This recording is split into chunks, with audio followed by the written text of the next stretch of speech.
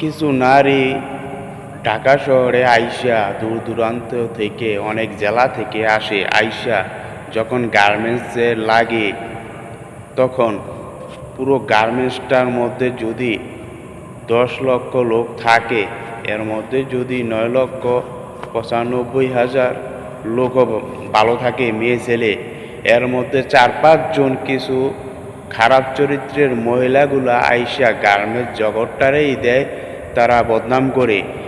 তাদের মতো কিছু কিছু লোকের কিছু কিছু মেয়ে ছেলের জন্য কিছু কিছু ছেলেদের জন্য জেলাগুলার বদনাম হয়। যেমন উত্তরবঙ্গের কিছু রয়েছে, আমাদের ঢাকা শহরে কিছু রয়েছে, যাদের জন্য একটা জেলা বা একটা দেশই বলেন পুরো পৃথিবীর কাছে ছোট হয়ে থাকে।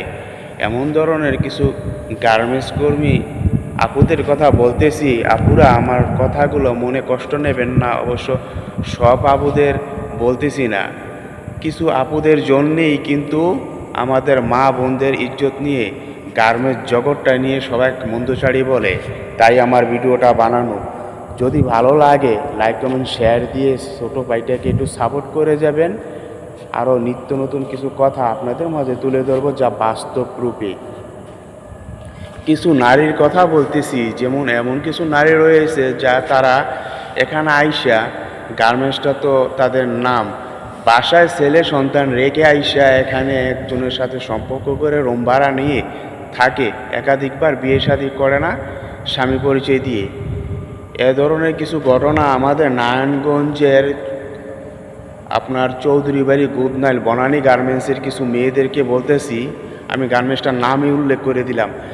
একাধিক ভিডিও ভাইরাল হওয়ার পরও সেই নারীগুলা আবার এখানে এসে চাকরি করতেছে। আমি তাদেরকে বলবো, স্টাফ জগতে যারা আছেন বা তাদের ফ্রেন্ড সার্কেলে যারা আছেন, তাদের এই ধরনের চরিত্রহীন কিছু 5-10 জন মহিলার জন্য আমাদের মা বোনদের ইজ্জত, গার্মেন্টস জগতে যারা খেটে খায় তাদের ইজ্জত তো তুলে ধরতে পারেন না।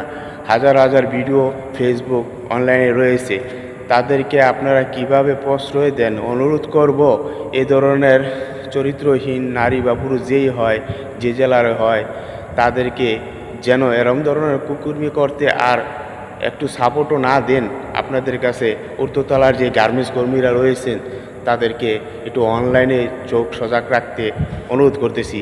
কারণ কিছু কিছু লোকের জন্য আমাদের মা বোনরা যারা খেটে খায়, বাইরেরা যারা খেটে খায়, পুরো জেলাটার বদনাম হয়, তাদের বদনাম হয়, গার্মেন্টস জগতের বদনাম হয়।